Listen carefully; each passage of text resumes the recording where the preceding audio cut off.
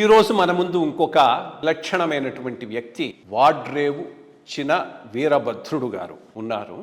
అంటే రెండు పద్ధతుల్లోనూ చెప్పచ్చు సార్. నేను ఒక కిందటి ఏడాది ముంబైలో సమయ అందులో భాగంగా ఎవరో సజెస్ట్ చేస్తే తెలుగుకి నన్ను రిప్రజెంటేటివ్గా పిలిచారన్నమాట. నాకు అది చాలా ఉపకరించింది సార్. ఎలా అంటే తెలుగు భాష ఏ స్థితిలో ఉందని అనుకుంటూ ఉన్నానో అక్కడికి వెళ్ళాక తమిళం ఒకటి పక్కన పెడితే తక్కిన 9 భాషలు కూడా తెలుగుతో పాటు 10 భాషల ఎవరికి కూడా తమ భాష తాలూకు ప్రస్తుత పరిస్థితి పట్ల ఎవరికి తెలుగు గ్రామనామాలు, స్థలనామాలు లేదా వ్యక్తినామాలు తెలుగు పదాలు శాసనాల్లోకి ప్రవేశపెట్టారు. ఆ రకంగా ఘనత వాళ్ళది. అయితే వాటిని శాసనాల్లోకి తీసుకొచ్చిన ఘనత ప్రపంచ సాహిత్యంతో నాకున్న చాలా చాలా ఘనిష్ట పరిచయంతో, ఎందుకు మాట ఇది నన్ను పొగుడుకోవడం చెప్పట్లేదు,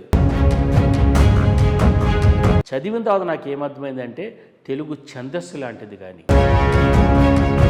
ప్రపంచంలో మరే భాష ఎలా చూసినా తెలుగు కవులు ఈ 1000 ఏళ్ల నన్నయ్య నుంచి మొదలుకొని 19వ శతాబ్దం చివరి దాకా తెలుగు కవులు పద్యకారులు కానీ వాగ్గేయకారులు కానీ అత్యున్నత సాహిత్య భాషగా దాన్ని డెవలప్ చేశారు.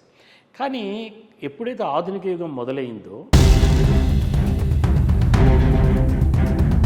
మాస్ ఎడ్యుకేషన్కి ముఖ్యంగా మనం భాష నిలబడుతోంది సార్. కానీ ఏ పర్పసెస్ కోసం నిలబడుతోంది అంటే మొదటిది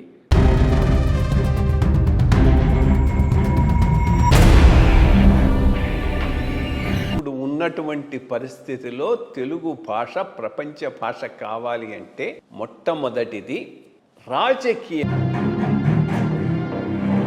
2 తెలుగు రాష్ట్రాలకు ఉన్నది. అది జరిగిన నాడే